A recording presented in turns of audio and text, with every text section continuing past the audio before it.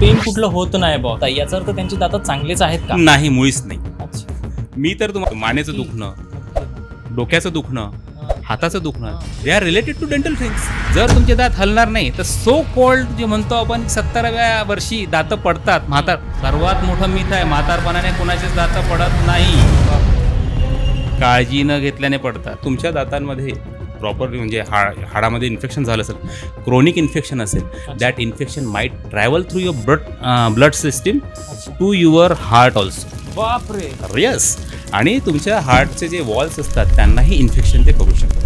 दाढ काढली किंवा दाताचं कुठलं ऑपरेशन केलं की डोळ्यावर परिणाम होतो, हां हां, असं भरपूर लोक म्हणतात. राईट. तसं खरंच होतं का डोळ्यावर? मला कोणीतरी पाहिजे ज्याच्यावरती ते ब्लेम टाकू शकलं पाहिजे. मग मी इतक्यात मी काय केलं होतं, मी दात काढला होता. अच्छा, ते रिलेट करायचं. हा, म्हणूनच मला चष्मा लागला. अच्छा. त्यांचा धंदा कमी करायला सांगतो. माझे काही डेंटिस्ट मित्र आता रागवून बघतील, कशाला रे बाबा तू. नको सांगू हे. बट ते कसं आहे की सांगणं गरजेचं आहे. हा अतिशय महत्त्वाचा पार्ट आहे स्केलिंग. बिकॉज 99% लोक स्केलिंग जे आहे की नाही ते अवॉइड करतात. आता 5 वर्षापासून जो मळ मी माझा दात म्हणून विचार करत आहे, अचानक तो तिथून निघून गेल्यानंतर काय होईल हो तिथे. पण त्याचे सिम्पटम्स काय असतात मग ओरल कॅन्सरचे? सर्वात मोठा प्रॉब्लेम हाच आहे की त्याचे सिम्पटम्स नाही राहत. त्याचे सिम्पटम्स आणि टूथेकचे सिम्पटम्स किंवा मोबाईल टूथचे सिम्पटम्स सारखे आहेत.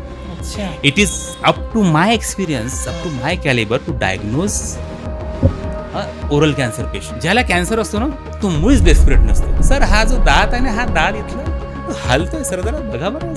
अरे वा. आणि 6 महिने सीए ज्याला प्रॉपरली झालेला आहे सीए. सर, लहान मुलांना दाताची कीड लवकर हा, लागते किंवा दात right. पडतात वगैरे, असे भरपूरसे आहे. हा. सर, असं का बरं? आणि तुमच्याकडे अशा काही केसेस आल्या आहेत, एखादी अशी केसेस सेपरेट की स्पेशल की टोबॅकोनी त्याला हे झालं किंवा दातात खूप? अरे बापरे, आता तुम्हाला एक केस विचारतोस, अरे हजारो केसेस.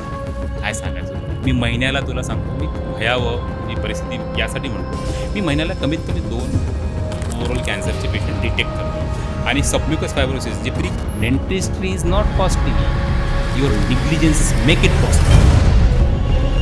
मी समजून घ्या वयाच्या 10व्या वर्षापासून चालू केलं, असं इमॅजिन करा. 5व्या वर्षापासून फिटिंग गोष्टी आल्या. म्हणून जर एखाद्या वेळेस जर खडा लागला ना, बघ चावता थांबतो आपण. जर तो निर्जीव असता ना, थांबला नसता. मग ब्रश वापरायचं कोणता काय? जाड, बारीक, पातळ? ओके, बेसिक 3-4 Basic 3-4 गोष्टी फॉलो करायला पाहिजे की ज्याच्याने तुमचे दात एकदम सुदृढ राहतील. त्यांकडे 3 वेगवेगळे कॉम्पोनंट चालला खर्रा देश विदेशामध्ये. तुमचे दात कसे आहे तुम्ही खाली कमेंट करा, म्हणजे सर सांगतील तुम्हाला. आणि आपल्या दाताचा फोटो अपलोड करा आमच्या फेसबुकवर. राईट.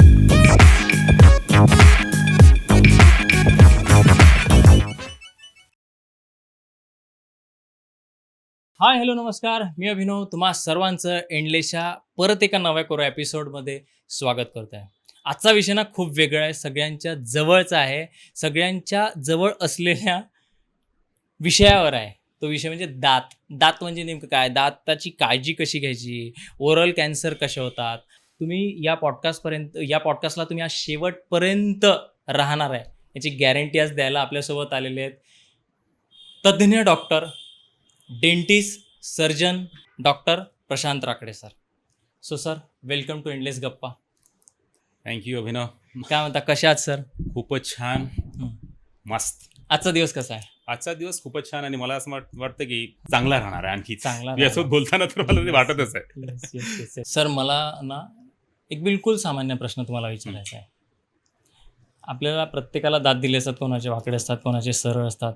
असे का असतात, म्हणजे याचा काय उपयोग, कशाला दिले हे दात म्हणजे काय नेमकं?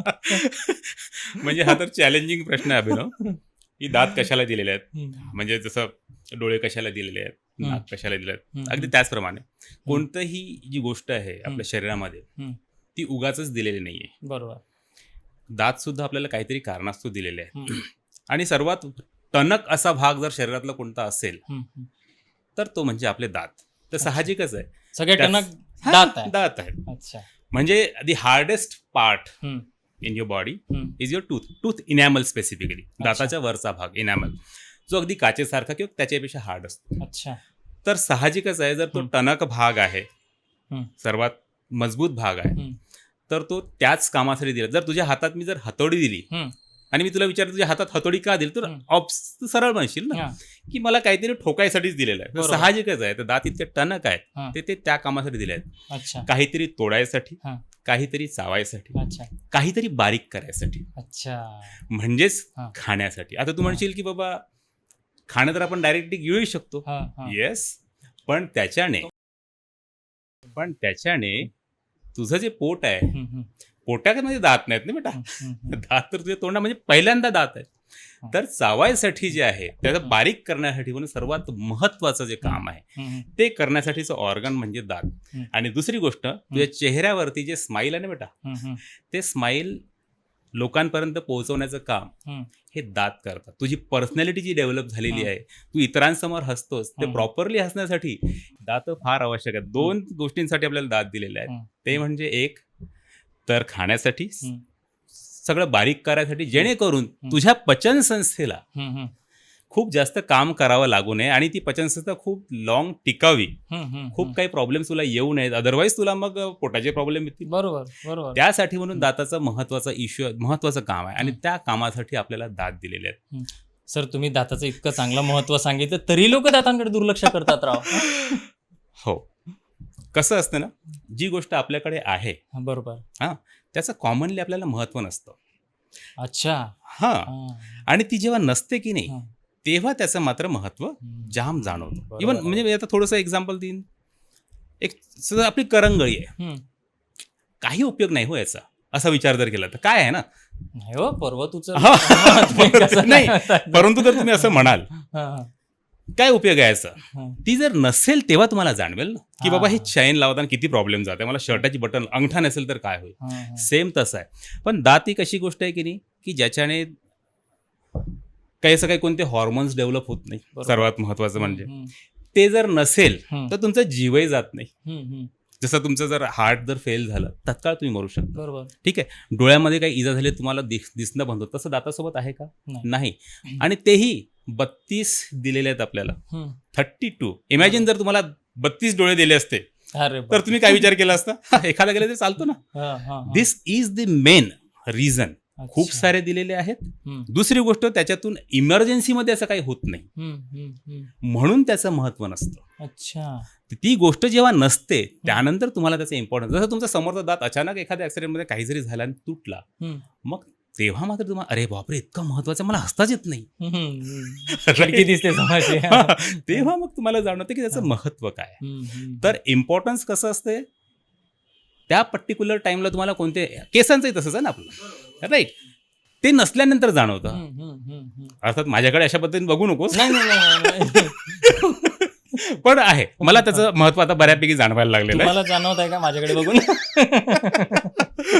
गमतीचा भाग असेल तो, बट सेम दातांचं आहे. हम्म. ते जेव्हा नसेल तेव्हा मात्र तुम्हाला त्याचा इम्पॉर्टन्स जाणवतं. हम्म. आता कमालीचा प्रॉब्लेम म्हणजे जो लोकांचा कसा आहे की आता दात आहेत, दुखला तर काय होईल, बरोबर. एखादा पेन किलर घेऊन घेईन. हम्म, बट त्यांना अजूनपर्यंत कळलं नाही की डेंटल ॲप्सेस जेव्हा होतो की नाही, हम्म. दाताला जेव्हा कीड लागते हम्म. आणि कीड लागल्यानंतर त्या नसांचं इन्फेक्शन होतं, नंतर ते बॅक्टेरिया जेव्हा आतमध्ये घुसतात, हम्म, हम्म. बोनमध्ये जातात अच्छा. आणि बोनमध्ये गेल्यानंतर तिथे ॲप्सेस म्हणजे पस तयार करतात. ते लक्षात पण येत नाही आपल्या. ते लक्षात येतं, सुरुवातीला येतं ना, 100%. प्रत्येकाला टूथ पेन होतं, परंतु कसं आहे, निग्लेक्ट करतो आपण. जसं मी त्याच प्रश्नावर येते, लोक निग्लेक्ट करतात, कारण त्याच्याने तत्काळमध्ये काही म्हणजे नुकसान होत नाही ना. बरोबर. पेन आहे जसं मी जसं समजून की रस्त्यावरती जातोय, माझ्या पायाला ठेच लागली, मला असं वाटतं की काय थोड्या वेळ ते दुरुस्त होऊन जाईल. बरोबर बरोबर. सेम त्याच लेवलवरती ते दाताचं दुखणंही घेऊन जातात. हम्म. त्यांना असं वाटतं की दात हा पूर्ण भरीव असतो, बरोबर. त्याला काही जीव नसतो. बरोबर. तसं नाही राहत. दात एक स्पेशल एंटिटी, इव्हन दाताच्या आतमध्ये हम्म.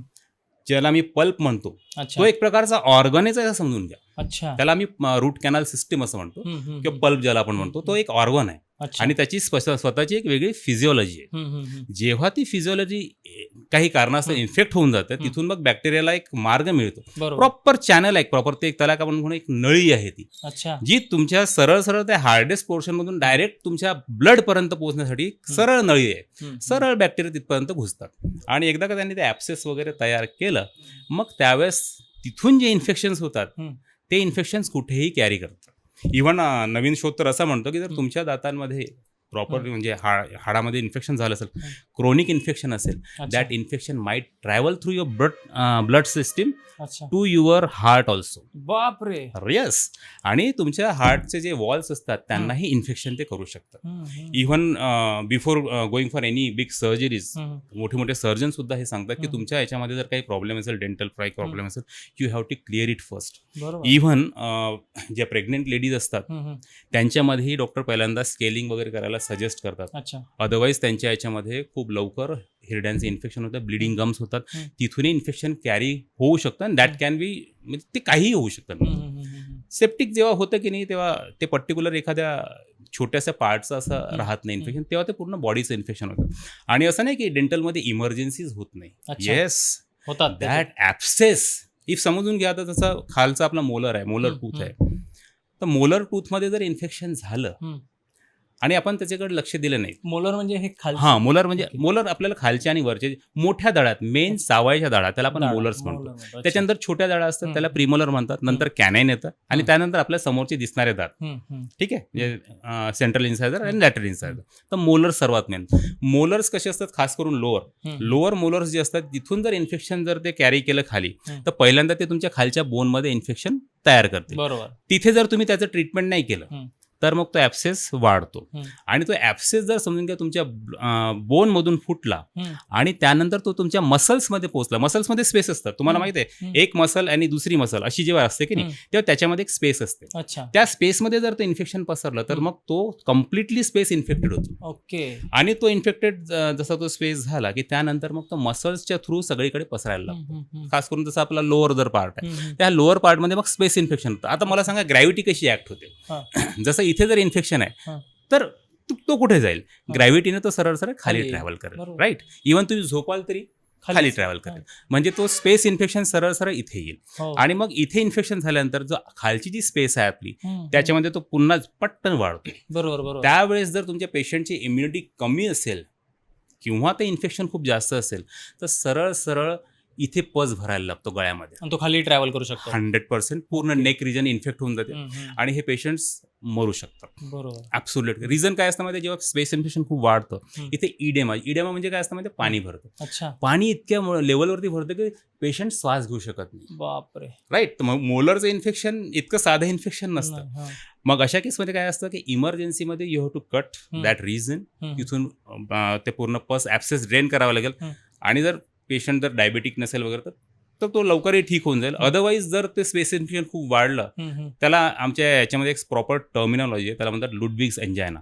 आणि लुडविग्स एंजायनाचे जर पेशंट्स असतील तर त्याच्यामध्ये डेथ रेटही बऱ्यापैकी आहे. हां, तर असं नाही आहे की हे दातांचं इन्फेक्शन मला काहीही करू शकत नाही, हे कम्प्लिटली मिथ आहे. दुसरी गोष्ट आहे, जसं आता वरच्या याच्यामध्ये इन्फेक्शन झालं, याच्यावर काय डायरेक्टली डोळा नाही आहे, डोळ्याच्या मध्ये खाली एक सायनस नावाचा प्रकार असतो.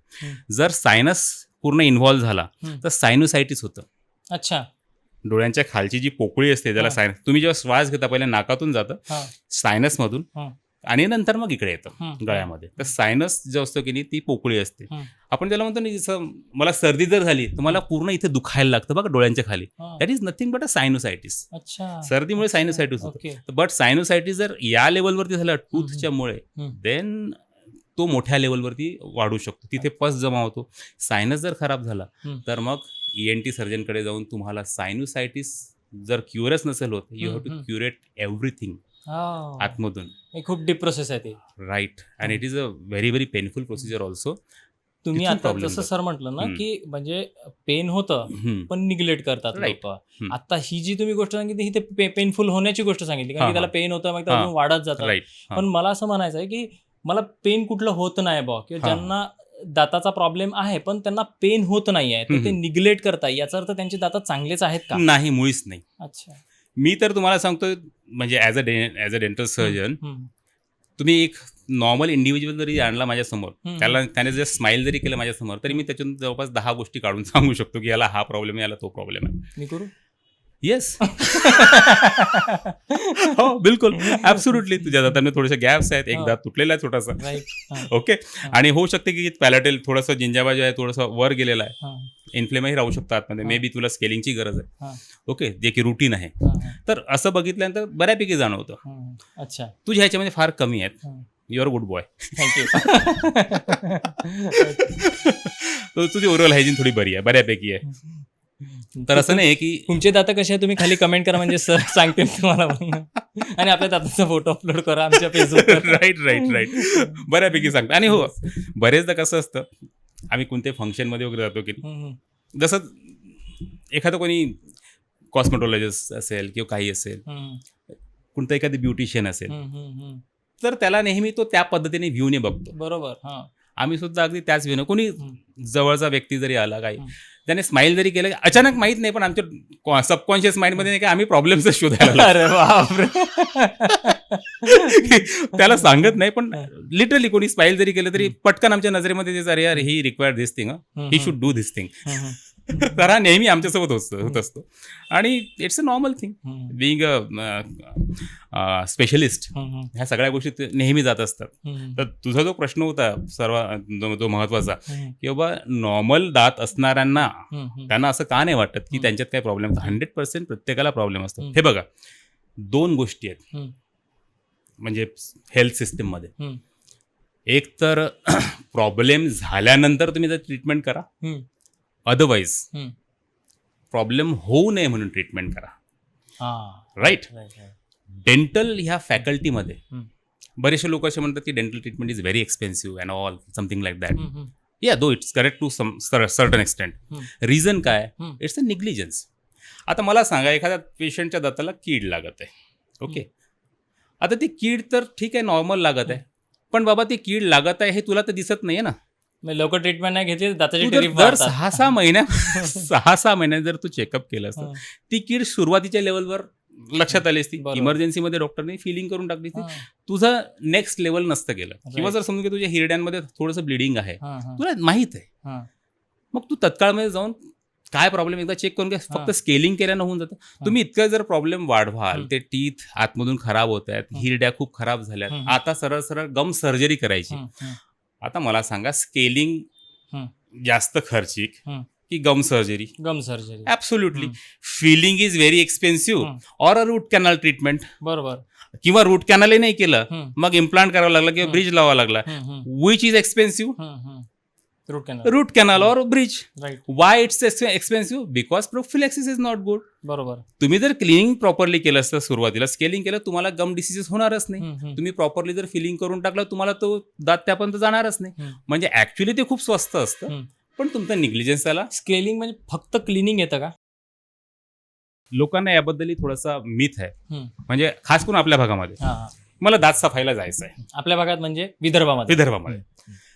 विदर्भात मी यासाठी म्हणतो, इथे डागा इतक्या वेगवेगळ्या प्रकारचे बघितलेले आहेत मी, म्हणजे केसरीवाल्या डागा ज्याला म्हणतो की नाही, ते तर भयानकच आहेत. त्याच्यावर येऊ आपण. जुबा केसरीवरती आपण येणारच आहोत. तर मुद्दा तसा नाहीये. इथे क्लिनिंगचा अर्थ लोक काय समजतात माहिती, की मला दातात थोडेसे करडे झाले आहेत, काळे झाले आहेत, खरे खोंड किंवा सो कॉल्ड याच्याने, मला ते साफ करायचे. त्यांचा मूळ उद्देश काय असतो, माझे दात फक्त चकाचक पांढरे झाले पाहिजे, यासाठी मी क्लिनिंगसाठी आलो. But cleaning is not meant for that. क्लिनिंगचा अर्थ बेसिकली हिरड्यांच्या आजूबाजूला जो मळ जमा होतो, आपण त्याबद्दल नंतर पुन्हा डिस्कस करू. हिरड्यांच्या आजूबाजूला जो मळ जमा होतो, ज्यामुळे तुमच्या हिरड्यांचे प्रॉब्लेम्स फ्युचरमध्ये येणार आहेत, त्यांना क्लिअर करण्यासाठी स्केलिंग असतं. आता स्केलिंगमध्ये जी अल्ट्रासॉनिक मशीन यूज केलं जाते की नाही, ती मशीन जशी तुम्ही दातावरती लावलात, तर त्याच्या आजूबाजूला जोही एक्स्ट्रा थर जमा झालेला आहे तो तिथून निघून जाईल. नॅचरल दाताला तर काहीच करणार नाही. That can be use for removing the stains also. तर स्टेन्स म्हणजे डाग. कॅल्क्युलस तर आम्ही काढला. बेसिक त्याचा मेन जो यूज आहे स्केलिंगचा, इट्स फॉर गम्स डिसीजेस. आणि त्याच्यामध्ये त्या मशीनने डागही निघतात. बरोबर. ठीक आहे. तर ते डाग सुद्धा त्याच्यातून निघून जातं. लोकांना काय वाटतं की आम्ही डागांसाठी करतो. नाही, तुमची जी स्केलिंग आम्ही करतो की it's for your gum diseases. पण लोक असं म्हणतात की स्केलिंग केल्याने दात कमजोर होतात बा आमचे. हे खरं आहे का? असं जर म्हणजे अजूनपर्यंत तर माझ्या लक्षात नाही आलं. मी ज्या पेशंटची स्केलिंग केली त्यांचे दात मजबूतच झालेले आहेत. अच्छा. आता तुम्हाला मी सांगतो वाय स्केलिंग, आणि हा अतिशय महत्वाचा पार्ट आहे स्केलिंग. बिकॉज 99% लोक स्केलिंग जे आहे की नाही ते अवॉइड करतात. अच्छा. Due to this myth only. आता हा मिथ कसा आलाय बघा, जेव्हा दातांवरती नाही का मळ साचतो. हम्म. आता जसं समजून घ्या की मी कधी स्केलिंग केलीच नाही. हम्म. मी 40व्या वर्षापर्यंत स्केलिंगच केली नाही. हम्म. हळूहळू काय असतं की तो थर असतो, तो थर गमच्या खाली जायला लागतो. आता जसं तो थर गमच्या खाली जातो हम्म. तिथून बोन रिसॉप्शन चालू. बोन रिसॉप्शन म्हणजे बोन कमी होतं. हम्म. जसं जसं बोन खाली जाईल हम्म. तसं तसं पुन्हा मळ साचतो. आता समजा हे माझे दात आहेत, हो. छानपैकी जुळलेले आहेत. ओके, हम्म. आता याच्यावरती साईडला इथे इथे इथे हम्म. छानपैकी मळ साचलाय. बरोबर. मग हा मळ थोडा खाली चाललाय. हम्म. आता दातांचा पार्ट हा वरचा झालाय आणि हे जे दोन जे दिसतात हे मूळ आहेत. हम्म. आता मला सांगा, जसं जसं हा थर खाली जाईल हम्म. मुळं कमजोर होतील बरोबर. बोन मधून. बरोबर. आता तुमच्या तोंडामध्ये काय फक्त दातच आहेत? नाही. इथे एक जीभ नावाचा जीभ प्रकार आहे, हो. है ना, जो आपण नेहमी चालवतो. हम्म. आता आपण हा, मग ते चालत ठीक आहे.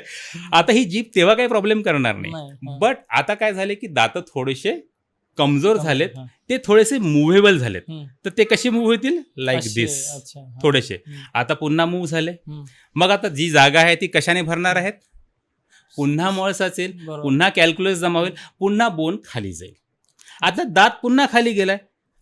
खांब्याला जे तुम्ही बघितलेत ना, असे मोठे मोठे तारं बांधलेले असतात. हा, हा. आता समजून घ्या, एखाद्या ठिकाणचे तार जर तुटले, हम्म. हवा काय करेल? ज्या पाडेल हवा. ठिकाणी हवा असेल त्या ठिकाणी तार झुकेल. बरोबर. पाडेल इथे खांबा. हवेच्या बदले जीभ आहे, हम्म. ती जीभ तुमच्या दाताला समोर ढकलत आहे. अच्छा. आता समोर ढकलल्यानंतर दात थोडे असे समोर, पुन्हा ते गॅप भरली. जिभेत एवढी ताकद आहे दाताला? किती ताकद आहे तुला तर माहितीच आहे.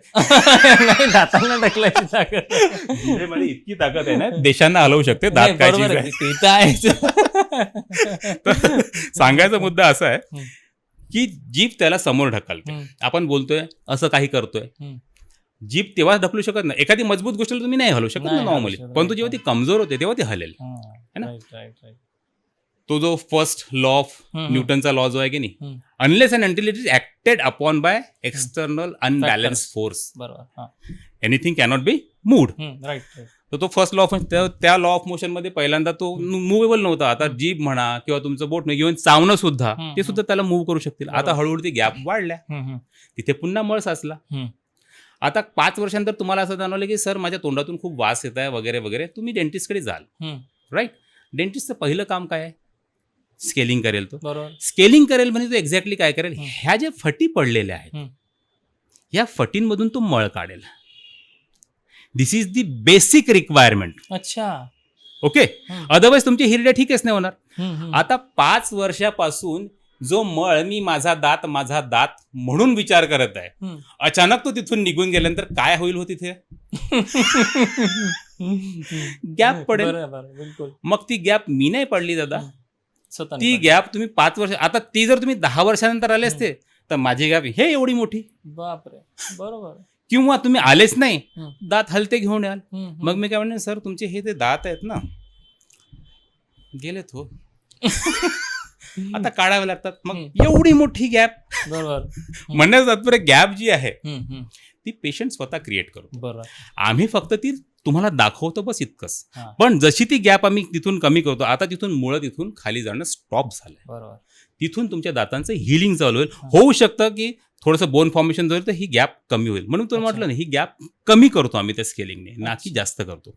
आणि समजा 6 महिन्यानंतर जर तुम्ही पुन्हा स्केलिंगला आलात तर गॅप ऑलरेडी तिथे आहेच, तिथे कोणताच मस असलेलं नाही. मग 6 महिन्यानंतर पुन्हा गॅप का नाही हो पडत, आणखी का नाही वाढत? Right, right, right. Point to be noted milord. Yes, yes, yes, yes. बरोबर. तर हा असा प्रकार आहे. म्हणून लोक काय म्हणतात की बाबा आम्ही क्लिनिंग केलं आणि गॅप्स पडल्या. ऍक्च्युली गॅप नाही पडल्या, त्या गॅप ऑलरेडी तिथे होत्या किंवा तुम्ही त्या वाढवल्या होत्या. आम्ही त्यांना ठीक करण्याचा प्रयत्न करतो. सर, या गॅपमध्ये जो मळ साचतो म्हटलं, त्या मळामध्ये काही अळ्या वगैरे होतात वगैरे, हे अशा काही प्रकार आहे का? म्हणजे खरंच आहे का? हा मिथ माहिती कुठून आहे हा. की दातामध्ये ऍक्च्युली आपल्या विदर्भातच आहे बऱ्याच ठिकाणी. अच्छा. जेव्हाही लोकांना दात दुखला, काही झालं, हा. तर पहिले तर काही म्हणजे डेंटल सर्जन ते तर खूप नंतर आलेत. पहिले कॉमनली गावातले वगैरे डॉक्टर राहायचे. ठीक आहे.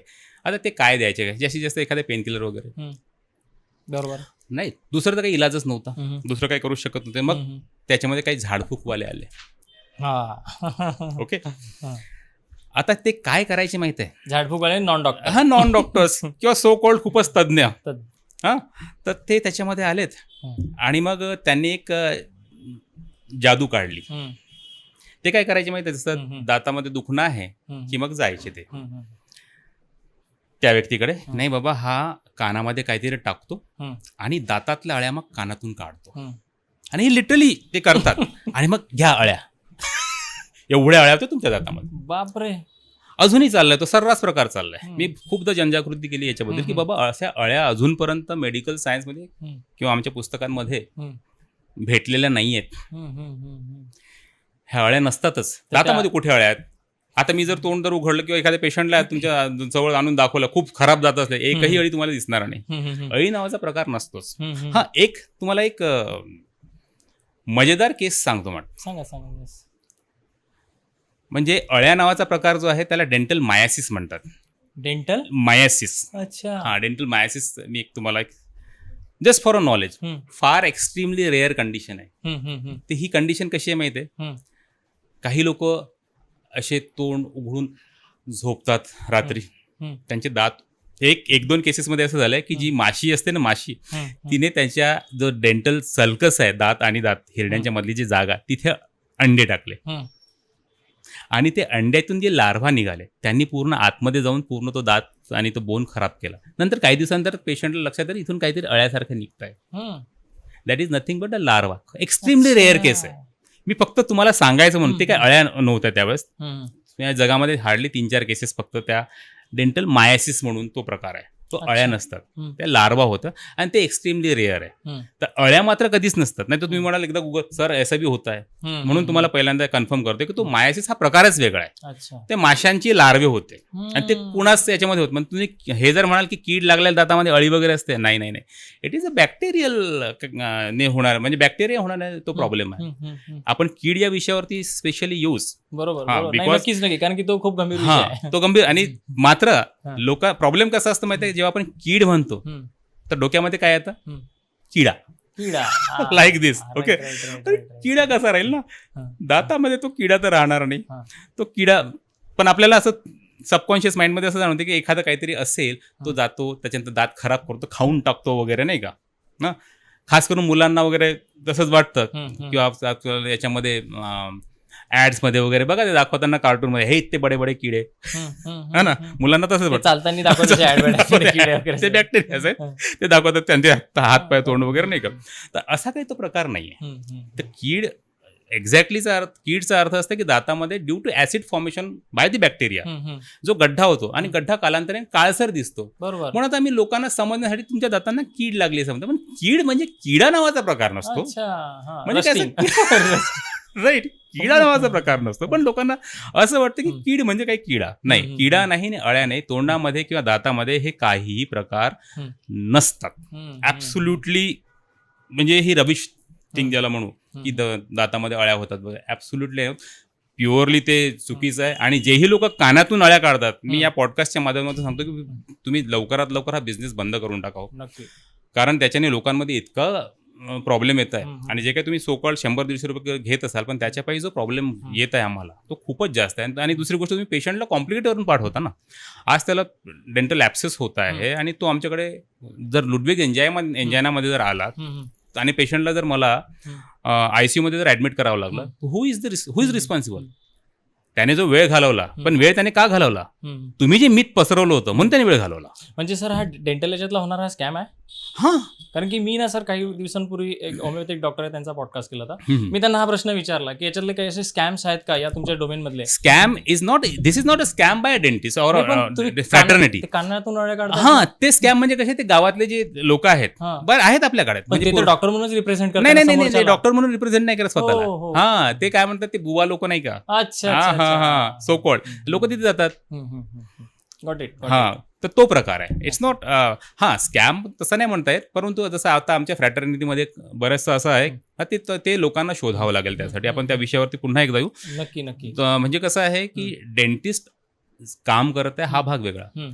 पण तो लॅबमध्ये काम करणारा मुलगा तोही आपली एक चेअर टाकून बसलेला आहे. हो. ठीक आहे. जो हायजिनिस्ट आहे, जो फक्त आमच्याकडे स्केलिंगचं काम करतो, तो आपली चेअर टाकून बसलाय. हम्म.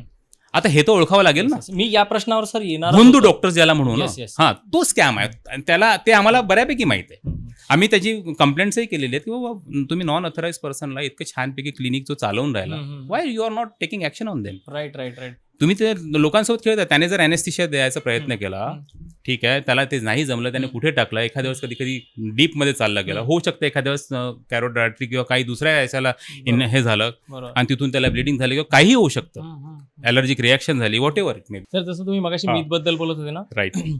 मला एक हा मीथ आहे की नाही मला माहित नाही, तुम्ही क्लिअर करा की दाढ काढली किंवा दाताचं कुठलं ऑपरेशन केलं की डोळ्यावर परिणाम होतो, असं भरपूर लोक म्हणतात. राईट. तसं खरंच होतं का डोळ्यावर परिणाम? नाही. हे बघा, आपल्याला खूप सारे सेन्सरी ऑर्गन्स दिलेले आहेत देवाने. कानही दिलेलं आहे, ठीक आहे, डोळेही दिलेले आहेत, दुसरं सेन्सरी ऑर्गन नाक तेही दिलेलं आहे, जीभही दिलेली आहेत. आता दात काढल्यानंतर फक्त काही एकालाच प्रॉब्लेम व्हायला पाहिजे? सगळ्यांनाच व्हायला पाहिजे. आता मी काय म्हणतो, डोळ्यांनाच का? बिकॉज तुम्ही त्याला मेजर करू शकता. बरोबर. मेजर करण्याचा सर्वात सोपा उपाय कोणता आहे? अच्छा. राईट. हा कॉमनली केव्हा लागतो? हा चष्मा. आता थोडं वय कमी झालंय लोकांचा चष्मा लागायचा, पण कॉमनली हा जो चष्मा आहे की नाही, हा वयाच्या 40 ते 45 मध्ये हमखास लागतो. बरोबर. जर माझ्या दाताला कीड लागली आहे, मी त्याचं काहीही ट्रीटमेंट केलं नाही, वयाच्या 30व्या वर्षापर्यंत ती हळूहळू वाढत गेली, 35-36व्या वर्षापर्यंत ते ॲप्सेस तयार झाला. ओके, मी ते दात वगैरे काढलात. माझं वय आहे ते 40-42.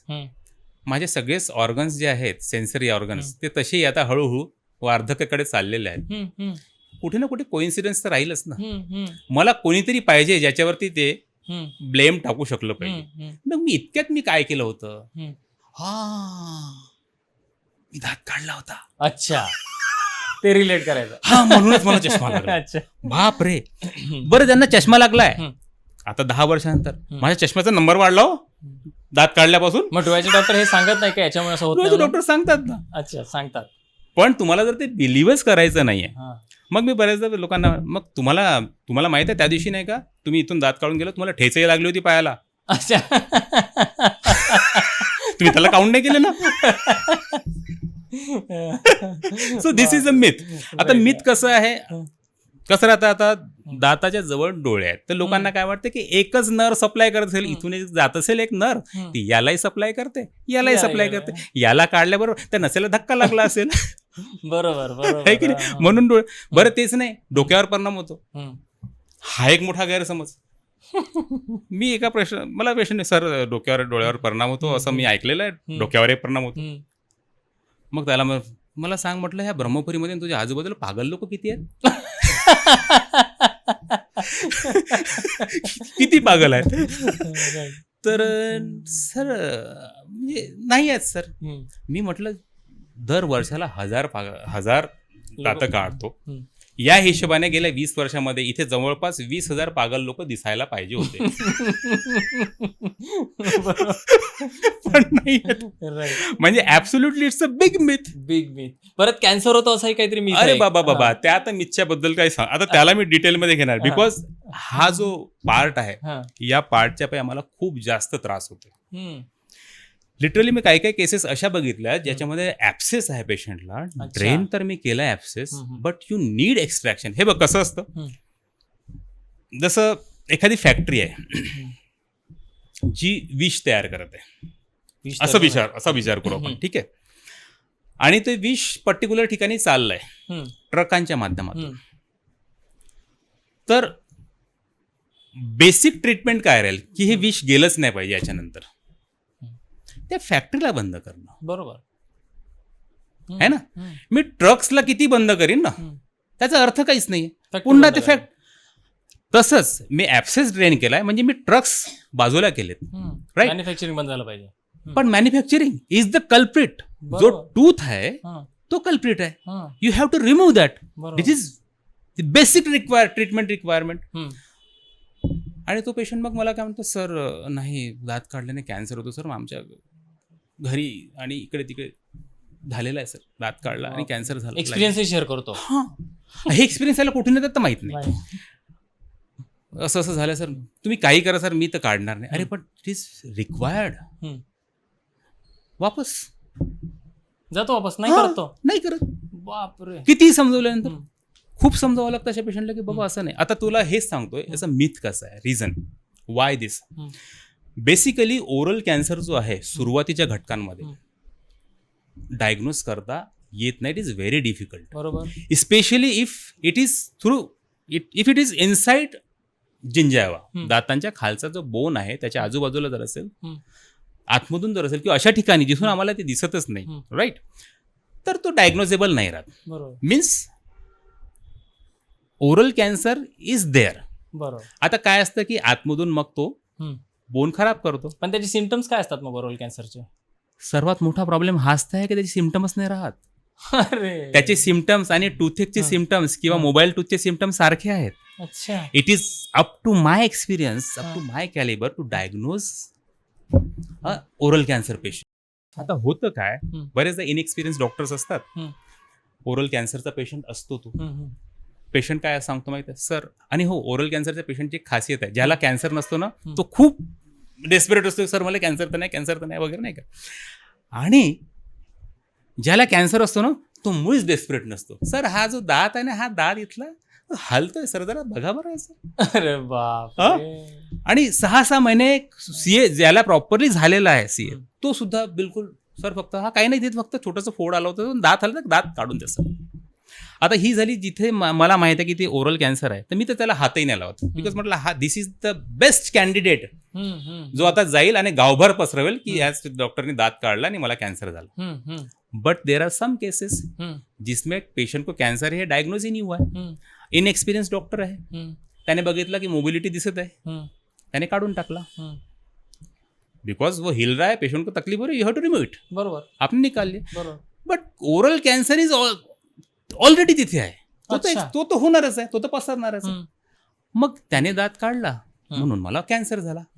कॅन्सर दात काढल्याने झालं असतं तर इथे जवळपास जसं मगाशी सांगितलं मी त्याला पागल 20,000 दिसले असते, तर मला 20,000 इथे कॅन्सरचे पेशंट दिसले असते. Though it is increasing in number, but it's not due to the dental treatment, it's due to the other habits. मी नंतर तुला याबद्दल पूर्ण नॉलेज देईनच, कारण तो अतिशय महत्वाचा प्रश्न आहे. स्पेशली पूर्व Vidarbha.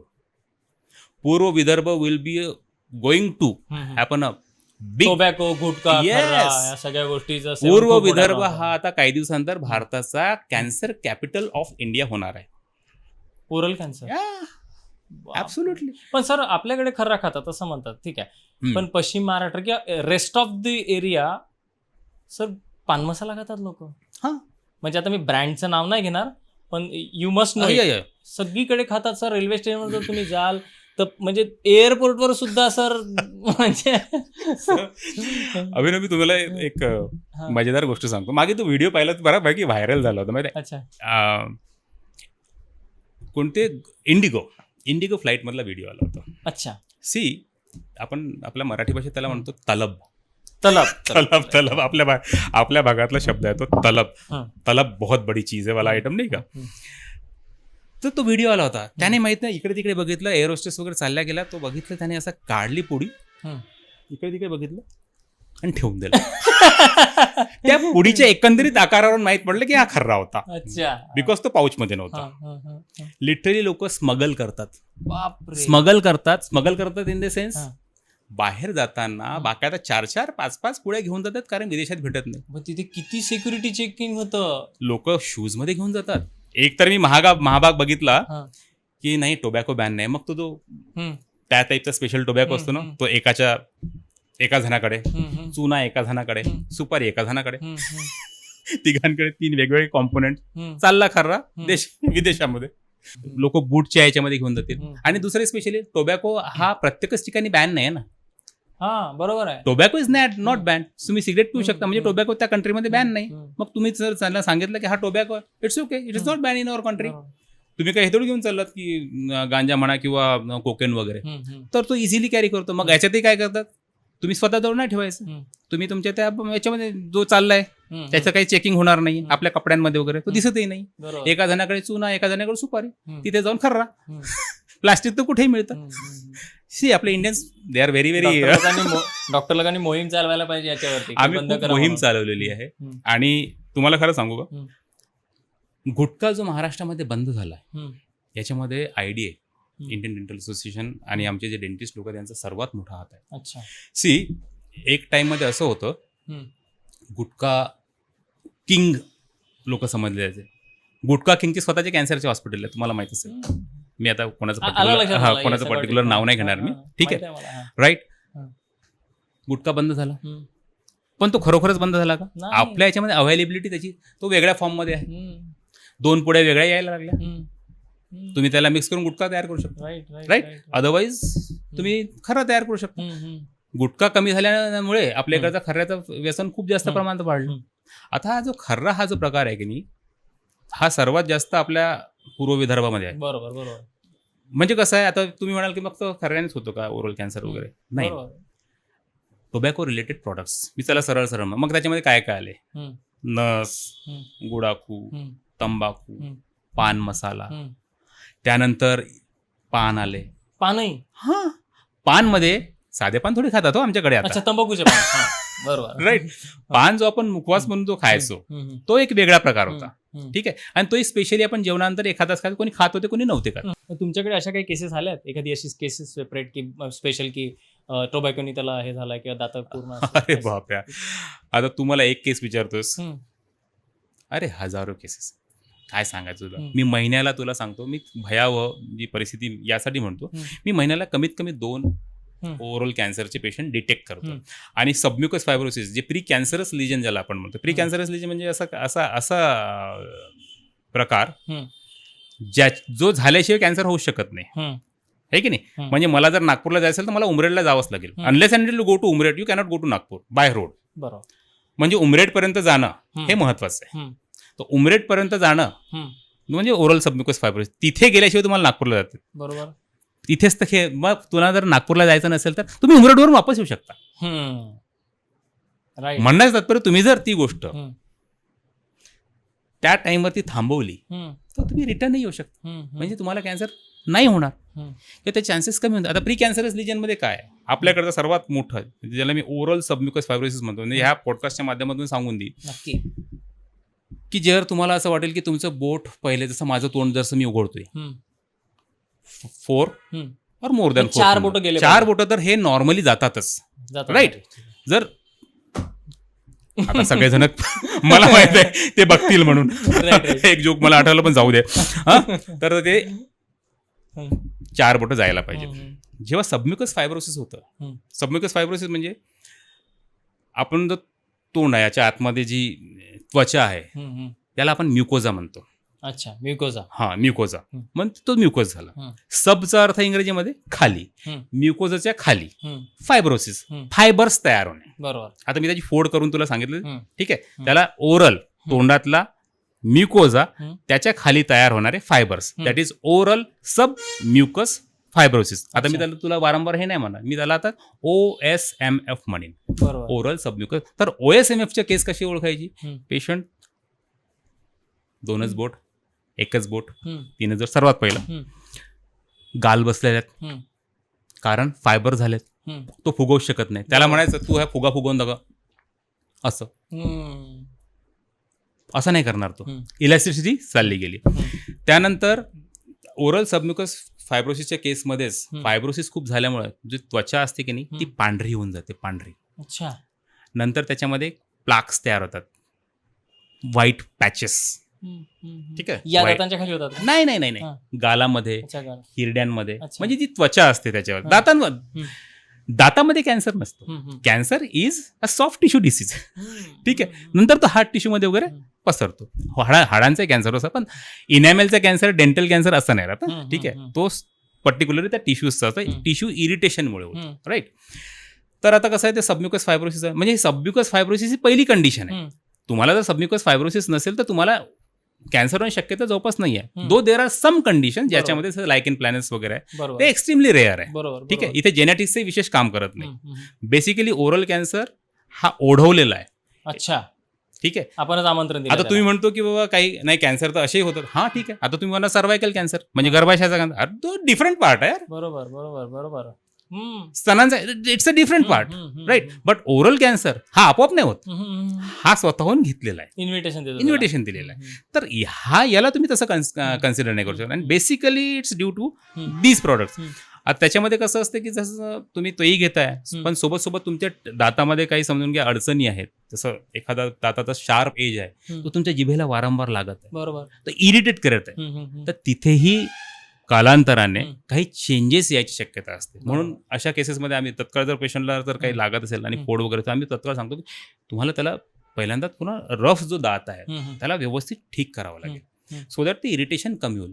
N number of things are there ज्या तुम्ही पेशंटला सांगू शकता की ह्या अवॉइड करा तर तुम्हाला होणार नाही. काही काही लोक म्हणतात की सर मी तर काहीच खात नाही, म्हणजे जसं मी तुला मगाशी सांगितलं होतं की ज्यांना कॅन्सर नसतो की नाही तोंडाचा ते जरा जास्तच हे असतात. म्हणजे माझ्याकडे खूप सारे स्पेशली लेडीज, माझ्या तोंडात फोड आलाय, मला कॅन्सर तर नाही ना, माझ्या तोंडात हे आलंय, मला इथे ना गुटलीच वाटत आहे. अरे बाबा तो यार नॉर्मल हे असतो ना फॅट टिश्यूचा, किंवा ज्याला आपण काय म्हणतो की जे ग्लँड्स असतात आपल्या त्या तिथे असतात किंवा नोड्स असतात त्यांनाही कॅन्सर म्हणतात. आणि ते इतक्या स्ट्रेसमध्ये असतात दिवस तर झोपत नाही, मला कॅन्सरच आहे, मला कॅन्सरच आहे. मग माझं जसं पेशंट आलं त्यांना पहिला क्वेश्चन, तुम्ही तंबाखू वगैरे खाता का? नाही हो, मी हाते नाही लावत. काय म्हणता? मला सांगा की जर तुम्हाला 10वीची परीक्षा द्यायची असेल तर तुम्हाला 10वीचा अभ्यासक्रम तर पहिल्यांदा घ्यावा लागेल, बरोबर, तुम्हाला पहिलीपासून 10वी पर्यंत जावं लागेल, तर तुम्ही इलिजिबल, तर तुम्ही 10वीची परीक्षा देऊ शकता. हा, इथे तुम्ही इलिजिबलच नाहीये, तुम्ही तो कोर्सच नाही घेतला, तुम्ही तो कोर्सच नाही घेतला, तर मग तुम्ही बिलकुल बरोबर तुम्हाला ऍडमिशन भेटणार नाही. खरंच ना, खरं आणा तुम्ही तो स्टॅम्पवर लिहून देतो, डिपेंडिंग ऑन द कंडिशन. बरोबर, तुम्ही ती एक्झामच दिलेली नाही म्हणण्यास तात्पर्य तुम्ही जर नागपूरच्या बसमध्येच बसलेले नाही तर तुम्ही नागपूरला पोहोचणारच नाही. Absolutely rubbish thing. पण हे आम्हाला खूप समजावून सांगावं लागतं, आणि ज्यांना असतो ते तर महान लोक असतात. खरंच खूप इंटरेस्टिंग होत आहे, म्हणजे लोकांना सुद्धा जास्ती माहिती मिळत असेल. तुम्ही शेवटपर्यंत पहा, तुम्हाला अजून भरपूर काही माहिती मिळणार या पॉडकास्टच्या माध्यमातून. सर मला एक सांगा की वृद्ध लोकांचे दात पडतात काही काळानंतर, ते हिरव्यांचा प्रॉब्लेम, दुखतात वगैरे सगळं ते काढतात, किंवा आता यंग मुलांमध्ये खूप हा प्रॉब्लेम आहे, तो दात बदलता येतात का जसेच्या तसे? बदलता येतात म्हणजे आपल्याला कृत्रिम लावता येतात दात. हा, म्हणजे तेच माझं म्हणणं. राईट, कृत्रिम लावतात. त्याच्या खूप साऱ्या पद्धती आहेत. सर्वात लेटेस्ट जी पद्धत आहे जी आम्ही कॉमनली यूज करतो ते म्हणजे इम्प्लांट्स. अच्छा, ठीक आहे. सेकंड जी पद्धती आहे जी रुटीनली आम्ही वापरतो नेहमीच, तो म्हणजे ब्रिज. आणि एकदम थर्ड जो आम्ही खूप अगोदर वापरायचो, आताही काही काही केसेसमध्ये वापरतो, ज्याला आम्ही आरपीडी म्हणतो, रिम्युएबल पार्शियल डेंचर, म्हणजे काढायचे लावायचे दात. ठीक आहे. किंवा तुम्ही बघितलं असाल काही म्हाताऱ्या लोकांना ज्यांना एकही दात नसतात ते कवळी लावतात, बरोबर, राईट, ती कवळी. तसे रिप्लेसमेंट करण्याचे भरपूर प्रकार आहेत, depending on the age, depending on the case, त्याच्यानंतर रिक्वायरमेंट काय आहे, medical issues of the patient, या सगळ्यांचा विचार करून मग पद्धती निवडल्या जाते.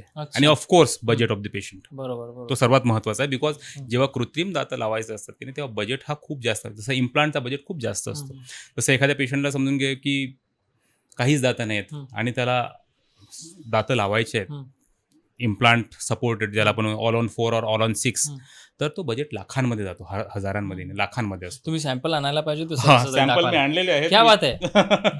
मला माहित होता हा प्रश्न येईल इम्प्लांटचा. तर हे बघा, हा याच्यात दिसत असेल तुम्हाला तर मी सांगतो. जसा पेशंटचा इथे दात नाहीये, राईट, थोडं वरती असं समजत नाही. ओके, दिसतंय, आता दिसतंय. ओके, तर इथे आम्ही इम्प्लांट टाकलाय. अच्छा, हा इम्प्लांट म्हणजे काय असतो, हा स्क्रू सदृश्य. अच्छा, स्क्रू सदृश्य असा एक पार्ट आहे जो बोन मध्ये जातो, हाडामध्ये, आणि हाडामध्ये जाऊन फिट होतो. नंतर एक आशियो इंटिग्रेशन नावाची जी प्रोसेस असते, त्या प्रोसेसनी मग त्या इम्प्लांटच्या आतमधल्या पार्टमध्ये नवीन बोन फॉर्मेशन होऊन तो जो स्क्रू आहे एक प्रकारचा, ज्याला मी इम्प्लांट, हा टायटॅनियमचा बनलेला असतो, तर तो तिथे जाऊन फिक्स होऊन जातो 2-3 महिन्यामध्ये. आता हा म्हणजे आता काय, जसं हे बघा, दात मुळापासून असतात, इथे आपण दात कसा ठेवणार ना, बरोबर, त्याला काहीतरी सपोर्ट लागेल, बरोबर. मग हा सपोर्ट आपण डायरेक्ट बोन मधून देऊ शकतो नवीन टेक्नॉलॉजीने, त्याला इम्प्लांट म्हणतात. आता हा इम्प्लांट इथे प्लेस केलं 3 महिन्यानंतर, मग इथे आम्ही नवीन ते दातासारखं तयार केला आणि मग त्यावरती ही अशी कॅप तयार केली, राईट. तसं एक सिंगल टूथ, म्हणजे एजेड लोकांमध्ये करता येतं. हा सिंगल टूथ झाला. जसं एखादा 20-25 वर्षाचा मुलगा आहे, त्याचा दात काही कारणास्तव पडला, ऍक्सिडेंटने काही झालं, त्याला आता इम्प्लांट, तर हे अशा पद्धतीने त्याला इम्प्लांट होते 2-3 दातांसाठी. किंवा काही केसेसमध्ये आपण विचार करूया की हे जसं खाली आहे, इथे खालच्या दाढ त्याला लावायचे, तर 2 इथे इम्प्लांट्स टाकलेले बोनमध्ये. बोन कंडिशन चांगली पाहिजे, ओके, सर्वात बेसिक आहेत, आणि मेडिकल कंडिशन त्या पेशंटची चांगली असावी. मग इथे आपण ते इम्प्लांट्स टाकले आणि ह्या इम्प्लांटवरती मग असा ब्रिज लावला. ब्रिज दातांचा सेट लाईक दिस, हा फिक्स झाला. पण समजा एखाद्या केसमध्ये इम्प्लांट लावता येत नसेल किंवा पेशंटची परिस्थितीच तशी नसेल की इम्प्लांटवरती खर्च करायचा आहे, तर रुटीनली आम्ही जो कॉमनली जो यूज करतो त्याला म्हणतात ब्रिज. ब्रिजमध्ये काय करतात, जे आजूबाजूचे 2 दात आहेत या 2 दातांना आकार दिला जातो. याच्यावरचा इनॅमलचा जो कव्हर आहे त्याला कमी केलं जातं, दाताला एक पर्टिक्युलर शेप दिला जातो, आणि मग त्याच्यानंतर इथे दात तयार केले जातात. इतकं नक्षीकाम होतं. हा बिलकुल बिलकुल. आणि मग हे जे दात तयार केले, 2 कॅप आले आणि मधामध्ये बरोबर, मग याला असं इथे फिट केलं जातं. याच्यामध्ये एकच डिसएडव्हान्टेज कोणतं आहे, आपल्याला दातांना कमी करायचं आहे आजूबाजूच्या. पण आता ते करावं लागेल जर इम्प्लांट तिथे पॉसिबल नसेल किंवा पेशंटला इम्प्लांटचा ऑप्शन घ्यायचा नसेल तर. स्वस्त असतो बऱ्यापैकी, ठीक आहे. याच्यापेक्षा त्याची कॉस्ट नाही म्हटलं तरी 1/3च्या आसपास येतं. जर तुम्ही झिरकोनिया वगैरे लावतो ना आणि सेरॅमिक वगैरे लावतो त्यापेक्षा आणखी कमी येऊ शकते, डिपेंडिंग ऑन द केस. आता ज्यांना काहीही दात नाही आहेत अशांसाठी सुद्धा जर आपण असा विचार केला की इथे इम्प्लांट्स लावले 3, इथे 3 म्हणजे 6 इम्प्लांट्स, 6 इम्प्लांटवर किंवा 4 इम्प्लांटवर, तर त्याच्यावरती तुम्ही पूर्ण एक कवडी जी फिक्स राहते अशी तयार करू शकता. आणि मग ते प्रॉपर ऑक्सिजन आपण चेक करून पेशंट त्याला त्यांच्या दातांसाठी युज करू शकतो. दाता जर नीट नसतील, वाकडे इकडे असतील, ते त्यासाठी वेगळं असतं, क्लिप लावून वगैरे ते वेगळं झालं. हे जिथे आता जसं तुम्ही क्वेश्चन विचारला मला की दात नसले तर काय, त्यासाठीचा ऑप्शन त्यासाठी, ठीक आहे. वेडेवाकड्या दातांसाठीच वेगळं असतं. वेडेवाकड्या दातांसाठी काय केलं जातं, जसं दात वेडेवाकडे आहे, यांना जर मला सरळ करायचं असेल तर खूप सारे आता नवीन ऑप्शन आहेत, अलायनर्स वगैरे आलेले आहेत नवीन, दे आर व्हेरी एक्सपेन्सिव्ह आणि काही केसेसमध्येच त्यांचा प्रॉपरली वापर करतायत. आणि वगैरे लावून सर स्माइल डिझायनिंग पण करता येतं. हा, आता स्माइल डिझायनिंग हा एक वेगळा प्रकार आहे. आता या जसं आता दात लावलेत मी, it is also the part of smile designing. पण जेव्हा पेशंटच्या याच्यामध्ये खूप काही प्रॉब्लेम्स नाहीत, पण त्याच्यामध्ये दातांमध्ये फटी आलेल्या आहेत, राईट, त्या फटी आपण बऱ्याचशा प्रकारे दुरुस्त करू शकतो. स्किलिंग वगैरे करून स्माइल डिझाईन करू शकतो. हा, स्माइल डिझायनिंग जो आहे बघा, स्माइल डिझायनिंगचा अर्थ त्याच्या नावामध्ये सगळं आलं. मला तुमचं हास्य जे आहे ते ठीक करायचं आहे किंवा छान करायचं आहे, ओके. मग त्यासाठी ज्या गोष्टी कराव्या लागतात त्या सगळ्या डिझायनिंगमध्ये आल्या. मग त्यामध्ये ऑर्थो ट्रीटमेंट ते सुद्धा आलं, जे आम्ही कॉम्पोजिट्स यूज करतो ते सुद्धा आलं, किंवा आम्ही दातांना जे लॅमिनेट्स लावतो ते सुद्धा आलं, किंवा नवीन ब्रिजेस लावतो ते सुद्धा त्याच्यामध्ये आलं. बरोबर. हे प्रॉपरली जेव्हा आम्ही कम्प्युटर्सवरती वगैरे डिजिटल डिझायनिंग केलं जातं आजकाल. आता म्हणजे टेक्नॉलॉजी झालाय, खूप काही आलेलं आहे. AI मला माहित आहे अभिनव, तुझा AI मध्ये बऱ्यापैकी आता तुला AI म्हटल्याबरोबर तुझ्या चेहऱ्यावरती स्माइल मी बघितली. मला माहित आहे आता एखादा क्वेश्चन त्याच्यावरती येणार आहे, आपण त्याच्यावरती येऊच. पण मूळ मुद्द्यावरती आपण येऊ की स्माइल डिझायनिंग मध्ये बऱ्यापैकी गोष्टी असतात. कॉमनली डिझायनिंग करताना बऱ्याचशा लोकांना असं वाटतं की नाही बाबा कमी याच्यामध्ये झालं पाहिजे, लवकर झालं पाहिजे. तर composites are the best treatment modalities. Composites, yes. Composite म्हणजे कसं दातासारखा जो असलेला जो मटेरियल आहे, तर ते वापरून इमिजिएटली आपण दातांना शेप देऊ शकतो, दातांच्या गॅप मिटवू शकतो. हार्डली 1 ते 2 तासाचं काम आहे. नो ऍब्सोल्युट, तेच आर्टिस्टिक काम आहे मेन. तिथे मात्र एक्सपिरियन्स, जसं तुझं मगाशी मी तुला सांगितलं पॉडकास्टच्या सुरुवातीला की तुझ्या दातामध्ये मला दिसते ती gap, that can be easily done by composites without doing anything. No cap, nothing, half an hour work enough. काहीच नाही, त्याच्यावरती लावून त्याला चिपकवायचं, शेड कलर वगैरे आपण मॅच करून घेऊ आणि everything will be fine within an hour, half an hour, max to max. मला वाटतं डॉक्टर, डेंटिस्ट हे सेल्स पर्सन पण चांगले असू शकतात. बोलता मी पकडत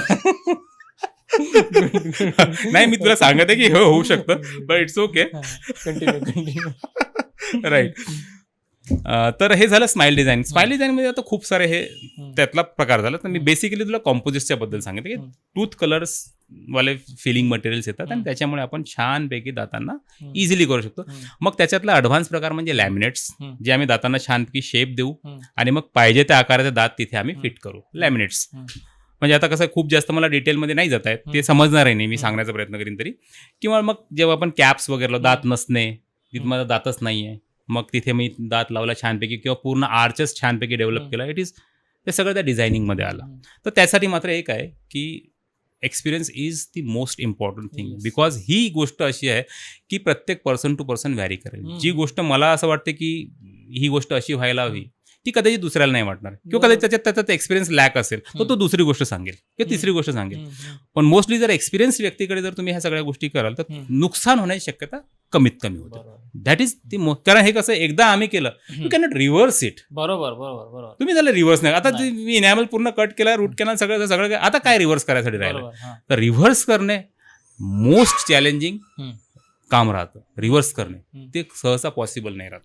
म्हणून पहिली जी स्टेप असते Wien you step in, I think this is the most important part of the treatment. बरोबर. तुम्ही या ज्या गप्पा ज्या ऐकत आहेत ना ह्या इतक्या इन्साइटफुल आहेत आणि खरंच सांगतो की खूप क्रुशियल आहेत. ह्याच्या गप्पा ऐकत आहेत. सरांना 23 वर्षाच्या वरचा अनुभव आहे बरं. तुम्ही या ज्या गोष्टी ऐकत आहेत या छोट्या छोट्या ज्या बारक्या 23 वर्षाच्या एक्सपिरियन्स नंतर लक्षात आलेल्या आहेत.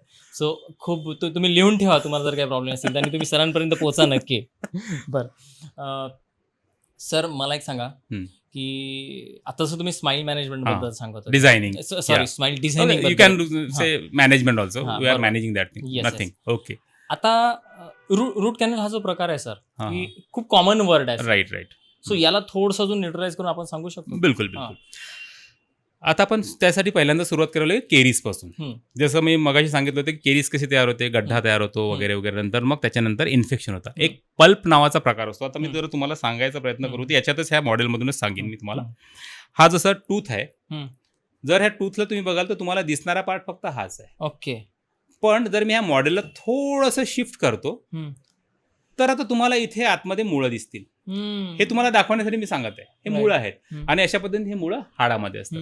आता याच्या आतमध्ये ही सिस्टीम आहे. हे लाल लाल दिसते की नाही, ह्या लिटरली लालच आहे. रिझन ह्या रक्तवाहिन्या आहेत. दात जो असतो की नाही हा एक लिव्हिंग ऑर्गन आहे. ऑर्गन म्हणणार नाही, एक लिव्हिंग थिंग आहे. कारण त्याच्यामध्ये लिव्हिंग गोष्टी आल्या. म्हणून जर एखाद्या वेळेस जर खडा लागला ना बघ चावता चावता थांबतो आपण. बरोबर. जर तो निर्जीव असता ना थांबला नसता. ओके. दात निर्जीव नाही दात. तुम्ही ह्याच तर बेसिक रिझन आहे. लोकांना असं वाटतं की दात निर्जीव आहे. नाही. हा पल्प आहे. हा पल्प सर्वात महत्वाचा आहे. हा पल्प आहे म्हणून मी इथे आहे. बरोबर. ओके. ठीक आहे. हा जर नसता तर कदाचित मी नसतो. हा आहे, हा दुखतो म्हणून लोक आमच्याकडे येतात. राईट. बेसिक रिझन आहे ते. तर आता कसं आहे, इथे कीड लागली ही दाताला. आता ही कीड इथून आतमध्ये पसरली डेंटिनला क्रॉस करून आणि हा आतमधला जो दातांचा जो सेन्सिटिव्ह पार्ट आहे ज्याला पल्प म्हणतो, हा पल्प मला इन्फेक्ट केला बॅक्टेरियाने. अच्छा. आणि जसं एखादी कोणती गोष्ट बॅक्टेरियाने इन्फेक्ट झाली काय होतं, पेन होतं. सुरुवातीला सेन्सिटिव्ह, सिव्हिअर सेन्सिटिव्ह, नंतर पेन. आता माहित आहे की दातामध्ये जो पेन होत आहे it's due to the infection of this canal. Right. बरोबर. पहिल्यांदा हा ट्रीटमेंट नव्हतं. मग काय करायचं त्यावेळेस डॉक्टर्स, अरे दातामध्ये दुखणं आहे, remove it. This is the only treatment option modality. पण जेव्हा माहित पडलं की the pain is not due to the tooth, it's due to the canals inside the tooth. अच्छा. If you remove the canal properly, disinfect it, त्याला जर disinfect केलं आणि त्या कॅनल्सला व्यवस्थित सील केलं, टूथ विल बी सेव्ह. त्याचा काही विचाराचा दोषच नाही आहे की नाही. ते चोराला सोडून संन्यासाला फाशी नाही का.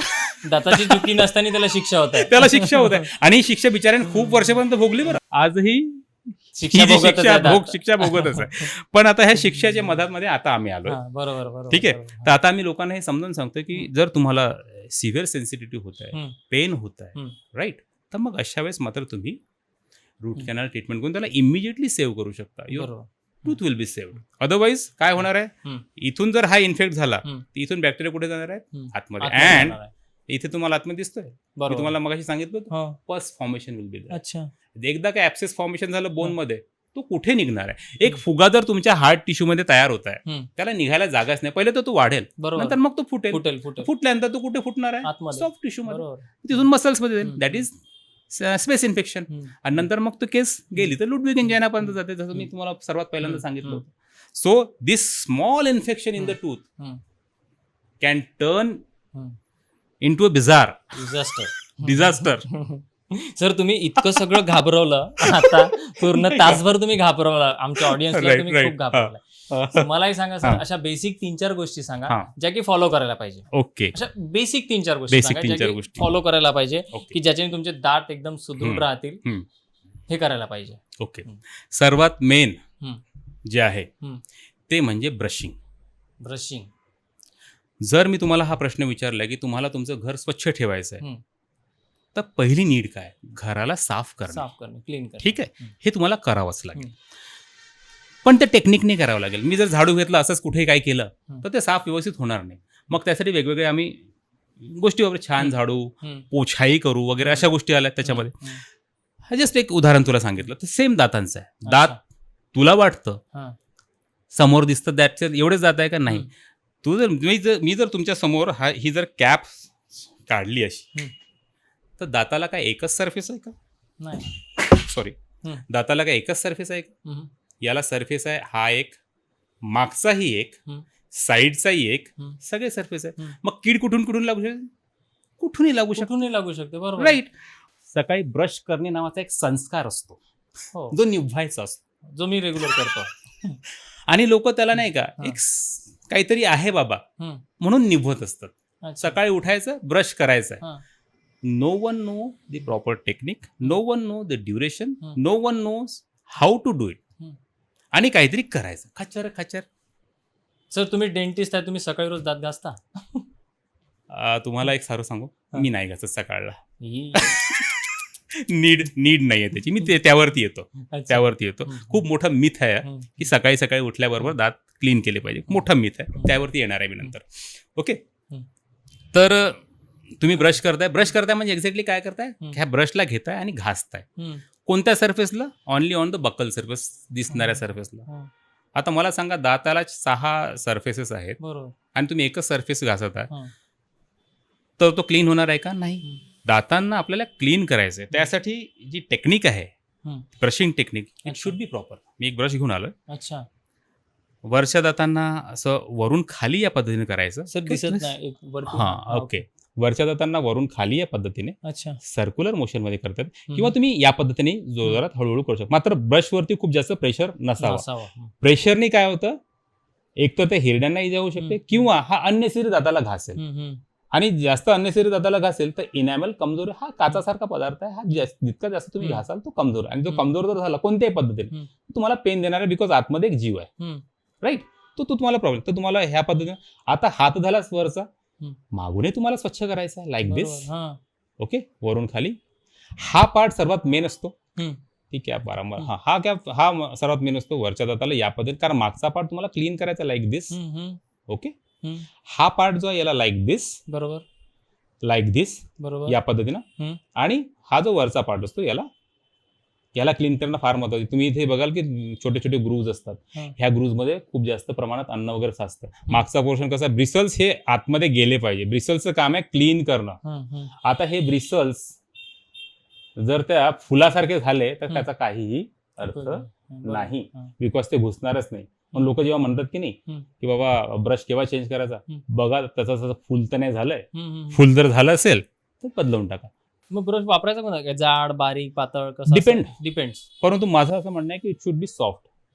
कारण ब्रिसल जर सॉफ्ट असेल तरच ते आतमध्ये, जर एकदम हार्ड ब्रिसल्स असतील तर ते आतमध्ये जाणार नाही. सर, आम्ही तर डायरेक्ट दुकानात जातो आणि ब्रश दे असं हा म्हणतो. ठीक आहे. तर मला परंतु वाटतं आता तुम्ही उद्या त्याला मला असं म्हणायला dentist पाहिजे कडे की- जावं लागेल, मी ब्रश कोणता वापरू असं. त्यातही जर तुम्हाला हिरड्यांचा खूप जास्त प्रॉब्लेम असेल तर आम्ही एकदम एक्स्ट्रा सॉफ्ट घ्यायला सांगतो, सो दॅट अच्छा. तुमच्या हिरड्यांना जास्त त्याची इंजुरी झाली नाही पाहिजे. असं. हम्म. पण brushing technique is very important. हम्म. सेम थिंग, हम्म. ड्युरेशन. किती वेळ करायचा, येस. कितीदा करायचं. कितीदा करायचं आणि किती वेळ करायचं. आता किती वेळ करायचं, हम्म.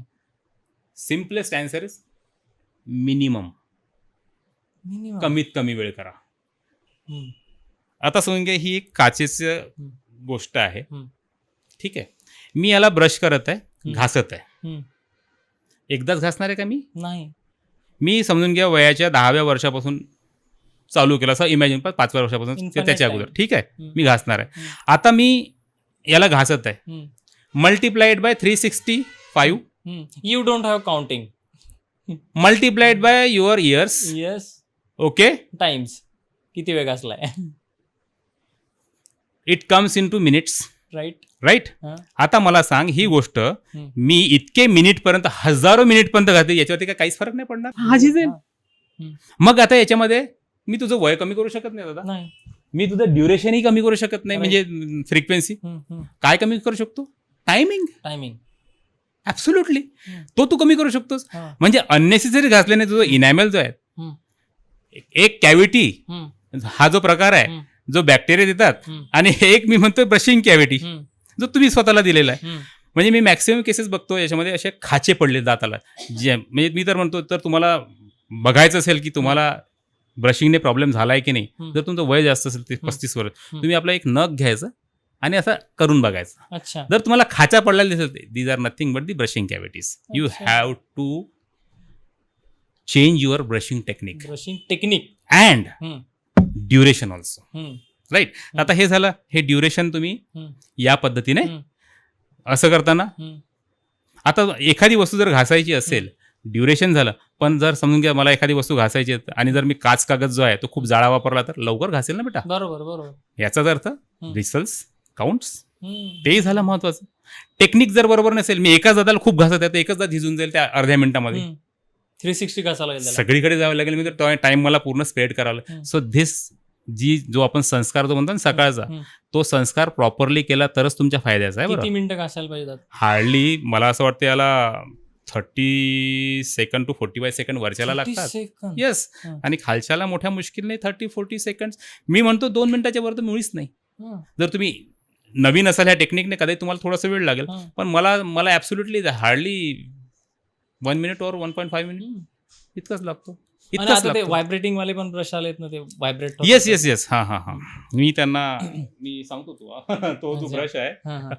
अच्छा. येस वा, वा. आणलाय मी तो. तुम्ही सगळं असे सगळे चांगलं आहे, जिन्नस हा? जे आहेत ना ते माझ्याकडे असतात. हे आयुध वा, आहेत. वा, वा. हा. हं. आता हे कसं आहे हं. बऱ्याचशा लोकांना ब्रशिंगचा कंटाळा येऊ शकतो. हं. काय सर इतक्या वेळेपर्यंत कोण करेल. हं. एक काहीतरी इझी मार्ग सांगा ना. मग बरोबर. मी अशा लोकांना बाबा हं. एक काम कर हं. तू ही गोष्ट घेऊन घे. आता ह्या गोष्टीमध्ये काही नाही. हं. याच्यात व्हायब्रेशन्स आहेत हं. ब्रिसल्सचे. हं. जसे हे ठेवलं हं. तो स्वतःहूनच ब्रश करून देत आहे. हं. आणि मी ठेवलं तो ब्रश हं. करून झालाय. हं. म्हणजे जे लोक बिलकुलच व्यायाम वगैरे करत नाही मी त्यांना देतो. त्यांना दे. हा, हा. आहे ना 80 लोकांसाठी. Got the point.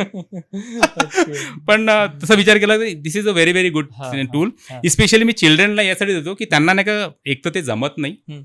क्लिनिंग करणं आणि दुसरी गोष्ट म्हणजे कसं आहे हं. की त्यांना याच्यात मजा येते बरोबर. तर ते मस्त करतात. हं. मला हे मशीन द्या मला. हं. ऍक्च्युली एक तर ती बाजारात मिळते की अमेझॉनवरून किंवा अशा ह्याच्यातून तुम्ही याला मागवू शकता. हं. एक योग्य डेंटिस्ट कसा सिलेक्ट करायचा? हा. म्हणजे काय पॅरामीटर्स असतील की बाबा हा डॉक्टर मला या डॉक्टरकडेच ट्रीटमेंट घ्यायची आहे किंवा हा डॉक्टर योग्य आहे? हम्म. कसं ओळखायचं ते? आता हे बघा ट्रिकी क्वेश्चन आहे. फार बरोबर, जबरदस्त बरोबर. ट्रिकी नक्की, क्वेश्चन नक्की, विचारलाय. नक्की. लिटरली डेंटिस्ट कधी तुम्हाला किंवा डेंटल सर्जन कधी असं म्हणणार नाही की या माझ्याकडे या. हं.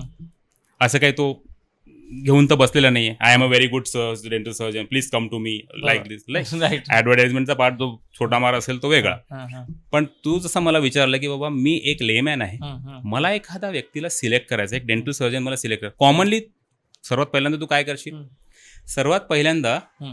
तू आपल्या ओळखीच्या लोकांना विचारशील बरोबर. Is best. बरोबर. ते अगदी योग्य आहे. राईट.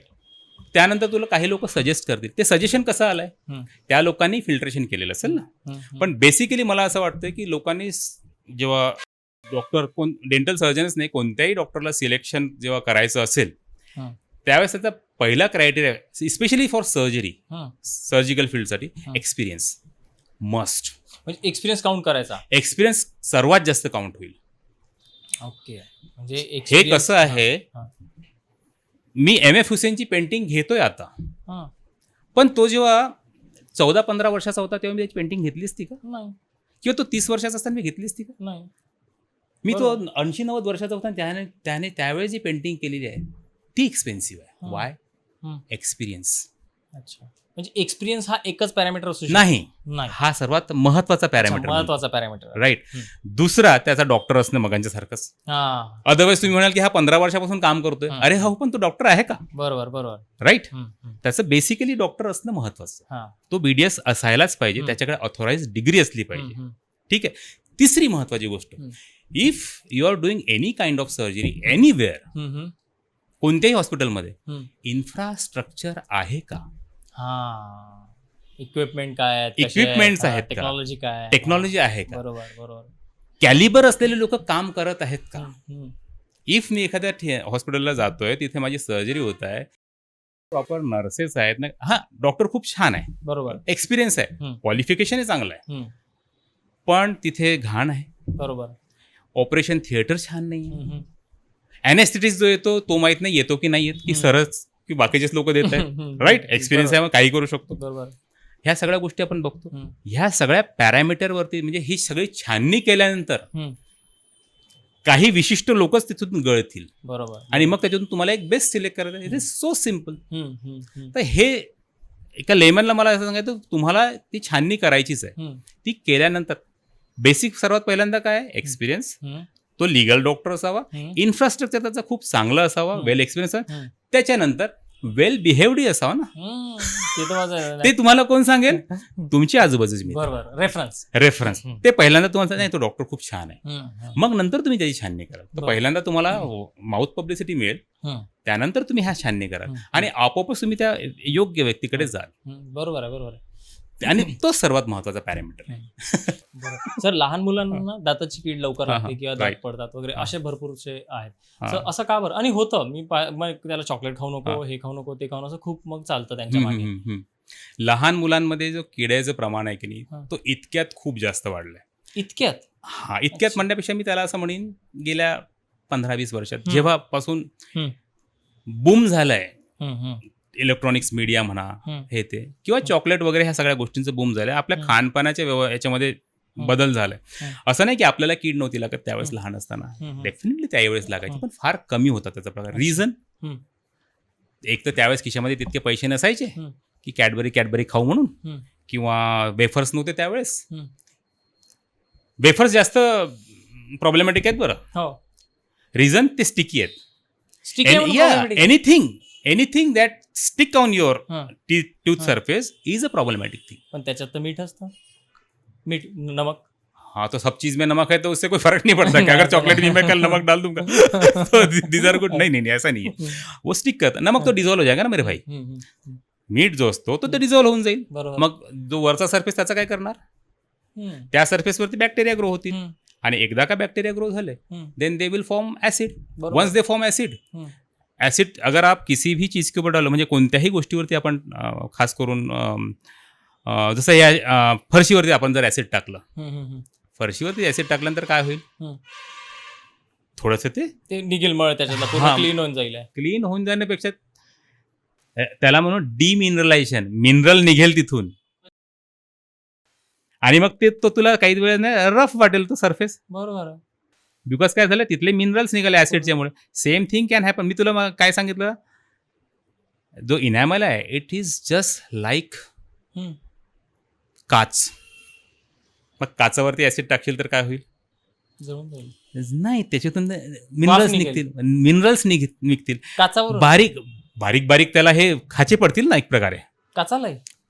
ऍसिड, अच्छा, हा, राईट. ऍसिड टाकलं ना तुम्ही, ऍसिड टाकल्यानंतर रफ होईल. रफ झाल्यानंतर तो पुन्हा कलेक्ट करेल, मग पुन्हा तिथे ऍसिड फॉर्मेशन होईल. मग हळूहळू करता गड्ढा बनेल. That is non as caries. अच्छा, तीच ते केरीज आहे. आता जसं चॉकलेट वगैरे खूप जास्त ते रफ सरफेस तिथे तर तेव्हा नाही राहणार, पण स्टिकी सरफेसवर मग हळूहळू बॅक्टेरिया ग्रो होतील. That bacteria will form acid, and that acid will certainly form demineralization of this enamel area. आणि मग तिथून मग तो हलका रफ सरफेस मग केव्हा गड्ड्यामध्ये परवतोय माहिती पडणार. It takes hardly 6 to 7 months. That's all. आणि लहान मुलांचे दात जे असतात ते थोडेसे कमजोर असतात. नाही, हो ना, पडतात ना, ऍब्सोल्युटली. पण मी जर म्हणे माझे मुलाचे दात पडतील, उद्या पडणार आहेत का ते? नाही, बरोबर. Absolutely it has a sequence. त्याचा एक पर्टिक्युलर सिक्वेन्स असतो. अच्छा, त्या सिक्वेन्सनीच दात पडतात. मग याचा दुसरा अर्थ काय, एक पर्टिक्युलर सिक्वेन्स असतो ज्याच्या त्या सिक्वेन्सनी दात येतात. खरंच म्हणजे हा जो टॉपिक आहे ना, हा एंडलेस आहे. कळलं, एंडलेस गप्पा काय या. सो या गप्पा एंडलेस चालणार आहेत, कारण की खूप मोठा विषय सर हा. खूप मोठा विषय आहे. तुला काय वाटलं 32 दात फक्त काय 32 मिनिटाचा वेळ? नाही. अजून आपण हिरड्यांवरती नाही आलो. हिरड्यांची सर्जरी राहिलेली आहे. There are so many things. गोष्टी आहेत. आणि आपण पुन्हा एक आहे, आपण TMD जो आहे, टेम्पररी मॅन्डिब्युलर डिसऑर्डर, याच्यावरती नाही आलो. It's a big separate topic आहे, ज्याच्यावरती आपण अर्धा तास बोलू शकतो. मानेचं दुखणं, नक्की, डोक्याचं दुखणं, हाताचं दुखणं, they are related to dental things. Oxygen मध्ये प्रॉपर जर नसेल तुमचं, तर तुम्हाला मानेचं दुखणं होऊ शकतं. तुमचं कंटिन्युएशन मध्ये अर्धा पार्ट दुखू शकतो. जेव्हा आम्हाला असं पेशंट जेव्हा सांगतात की किंवा पाहिल्यानंतर मी हं. बऱ्याच सांगू शकतो की तुम्हाला हे तर दुखणं नाही हं. पेशंट हो हो ॲब्सोल्युटली अरे बाबा आहे ब्रक्सिझम रात्री फक्त ई असं करत असतो पेशंट त्याला माहित नसतं दात पूर्ण झिजून गेलेलं असतं अच्छा. इट्स अ स्ट्रेस रिलेटेड अशा वेळेस मग आम्हाला त्यांना हे द्यावं लागतं स्प्लिंट्स वगैरे द्यावं लागतं कव्हरिंग्स द्यावं लागतं सो त्याचे दात झिजले नाही पाहिजे तो एक सेपरेट टॉपिक आहे की त्याच्यामुळे दात कसे खराब होतात त्याच्यानंतर पूर्ण ऑक्सिजनमध्ये फरक पडतो इव्हन जर लहानपणी जर दात त्या मुलाचे काढावे लागले तर त्याचा पूर्ण फेशियल स्ट्रक्चर लॉंग टर्ममध्ये बदलतो प्रिव्हेंटिव्ह डेंटिस्ट्री हा सर्वात मेन फॅक्टर आहे म्हणजे ऑर्थोडॉन्टिक्स जो आहे म्हणजे दातांना सरळ करणे हा तर नंतरचा पार्ट झाला हो त्याला प्रिव्हेंट करता येतं तुम्ही प्रिव्हेंट नाही केलं म्हणून त्याच्यात सगळ्या प्रॉब्लेम्स आले म्हणून क्राउडिंग झालं तुम्ही म्हणून प्रिव्हेंट नाही केलं म्हणून ते म्हणून सगळे हो, प्रॉब्लेम आले. तुम्ही तर त्या लहान मुलाचे दातांचं प्रॉपर ट्रीटमेंट अर्ली केलं ना त्याचे दात काढावे लागले बरोबर किंवा ते पडले बरोबर. म्हणून त्याचे दात फसले म्हणून ते तिरपे सारपे झाले हम्म. So these are related things हम्म. दॅट्स वाय ऑर्थो ट्रीटमेंट इतकं महाग आहे हम्म. 50,000 रुपये लागतात 30,000 रुपये लागतात हे मिनिमम आपल्याकडे ऑर्थो ट्रीटमेंटसाठी पण खूप पैसे घेतात डॉक्टर डेंटिस्ट खूप पैसे घेतात. हो तर मग तुम्ही त्याचं लहानपणीच त्याचं जर फिलिंग वगैरे केलं असतं व्यवस्थित जे ते 700-800 रुपयामध्ये झालं असतं त्याचं काम ते नाही केलं तर तुम्हाला आयुष्यभर जर चांगलं चावायचं असेल किंवा कोणालाही चावायचं असेल तर काही चावा तुम्ही तर तुमच्या दातांची काळजी घेणं खूप जास्त हा मी गरजेचं मुळात आहे. पुन्हा त्या विषयावरती येतोय तुम्ही म्हटलं होतं की कोणत्या 3 गोष्टी हा. ब्रशिंग तर हा झाला हम्म. दुसरी जी गोष्ट आहे सर्वात महत्वाची रेग्युलर व्हिजिट टू डेंटिस्ट डॉक्टरचा धंदा वाढवायला सांगतात ना नाही त्यांचा धंदा कमी करायला सांगतोय मी अच्छा तुम्ही नाही जाऊन त्यांचा धंदा वाढवताय नाही हा, हे मला ऐकायला आवडेल सांगा. त्यांचा धंदा कमी करायला सांगतो माझे काही डेंटिस्ट मित्र आता रागवून बघतील कशाला रे बाबा तू नको सांगू हे. बट ते कसं आहे हा. की सांगणं गरजेचं आहे बरोबर, हा yes, की yes. रेग्युलर स्केलिंग म्हणा जसं हा. तुम्ही मगाशी आपण सांगितलं की बाबा घर झाडायचं आहे हम्म. ओके हा झाला ब्रशिंग हम्म. परंतु मला सांगा दिवाळी दसऱ्याला जेव्हा आपण सगळे वस्तू काढतो हम्म. कचरा निघतो म्हणजे साहजिकच आहे कानाकोपऱ्यामध्ये हम्म. कचरा जो असतो की नाही तो सर 6-6 महिन्यानंतर हम्म. काढायचा असतो म्हणजे असं अदरवाईज तुमच्या घरी वास येईल खराब काहीतरी विचित्र होईल हम्म. सेम स्केलिंग आहे हम्म. तुम्ही जरी रोज ब्रश करत असाल हम्म. पण काही पार्ट्स असे आहेत ज्याच्यामध्ये रेग्युलरली ते जमा होत आहे रेग्युलरली ते टार्टर जमा होत आहे hmm. That has to be removed in frequently त्याला काढायचं आहे हम्म. हम्म. फ्रिक्वेंटली काढायचं तुम्हाला मग तेच कशाने ते कोण करेल ते तर तुम्ही करू शकत नाही that's why you need dental visit 6 months हम्म. आणि 6 मंथली तुम्हाला स्केलिंग करायचं आहे हम्म. जर तुम्ही स्केलिंग करा तुम्हाला हिरड्यांचे रोगच नाही होणार हम्म. जर तुम्हाला हिरड्यांचे रोगच नाही होणार हम्म. तर तुमचे दात हलणारच नाही हम्म. जर तुमचे दात हलणार नाही तर सो कॉल्ड जे म्हणतो आपण 70व्या वर्षी दात पडतात म्हातार सर्वात मोठं मिथ आहे म्हातारपणाने कोणाचेच दात पडत नाही बापरे काळजी न घेतल्याने पडतात आता विचार करा जर त्याने स्केलिंग केलं त्याने असं आपण असा विचार करूया की हा. रेग्युलर त्याने 6-6 महिन्यांनी स्केलिंग केलं तर हा. कोणत्याच दातांचे प्रॉब्लेम नाही आहेत हम्म. हम्म. त्याचे दातही पडणार त्याला इम्प्लांट लावायची गरज आहे का हम्म. त्याला जो समोर करून जो 6-7 लाखाचा खर्च करा तो करायची गरज आहे का hmm. Dentistry is not costly hmm. Your negligence make it costly ओ. तुम्हाला तुमची दातं नीट ठेवायची असतील ना तुम्ही चॅनलला सबस्क्राईब करा नाही तुमचे दातं पडतील बरं हा व्हिडिओ शेअर करा याच्यातली माहिती तुम्ही इतरांपर्यंत शेअर करा नाही तर तुमच्या दातांना किती लागते चेक नाही जस्ट किडिंग पण सबस्क्राईब करा पण सर खूप मजा आली तुमच्यावर Right. पॉडकास्ट करून थँक्यू व्हेरी मच अभिनव तू ज्या पद्धतीनं बोलतोस की नाही मला बोलण्यात आणखी मजा येते थँक्यू सो मच कसं असतं जर समोर रिस्पॉन्स चांगला असेल तर मला सांगायची सुद्धा एक आवड निर्माण होते नवीन सुरुवात आहे सर राईट तर तुम्ही पण जास्तीत जास्त लोकांपर्यंत पोचवायचा प्रयत्न करा आम्हाला तुम्हाला लोक नक्की पूर्ण वेळ ऐकतील कारण की तुम्ही जी माहिती दिली ना ती खूप भन्नाट आहे सगळ्यांच्या कामाची आहे सगळ्यांकडे दाता आहेत ज्यांना दाता नाहीये ते पण बघतील ज्यांना दाता आहेत ते पण बघतील लवकरात लवकर अभिनवला सबस्क्राईब करा मी सांगतो तुम्हाला कारण पुढच्या वेळेस पुन्हा जर तुम्हाला ह्या टॉपिकला समोर न्यायचं असेल तर तुम्हाला या चॅनलवर Yes, असणं yes. गरजेचं आहे Yes. तुम्हाला जोपर्यंत त्याचं नोटिफिकेशन येणार नाही तुम्हाला कळणार नाही बरोबर आणि आम्ही लवकरच येऊ येस कारण मला सांगायचं अजून भरपूर आहे पण वेळ लिटरली फार कमी आहे विषय Yes, yes, खूपच yes. मोठा आहे खरंच खरंच खरंच या गप्पा तर निरंतरच चालल्या पाहिजे कारण की या गप्पा खूप महत्वपूर्ण गप्पा आहेत so again sir thank you so much for coming to endless गप्पा आणि तुमच्यावर गप्पा मारून एकदम आनंद झाला परत कधीतरी या गप्पा मारू sir right thank you very much Abhinav thank you and all the best for your new channel and all the best for your podcast future thank you very much yes